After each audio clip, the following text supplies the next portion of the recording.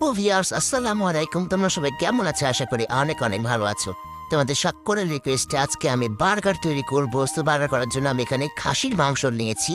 সুন্দর করে হাঁসুয়াতে কুচো কুচো করে কেটে দিয়ে হলুদ মরিচ লবণ সব কিছু মেখে দিয়ে এবার আমি তেলের পরে ভেজে নিবো এটাকে।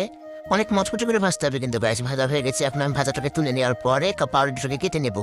পাউরুটিকে কাটার পরে এপিটে বেশ সুন্দর করে ভাজার পরে এটা বাটার দিয়ে ভাজতে আরও বেশি ভালো লাগতো, কিন্তু কি আর করার, আমি তো গরিব, আমার কাছে বাটার নেই।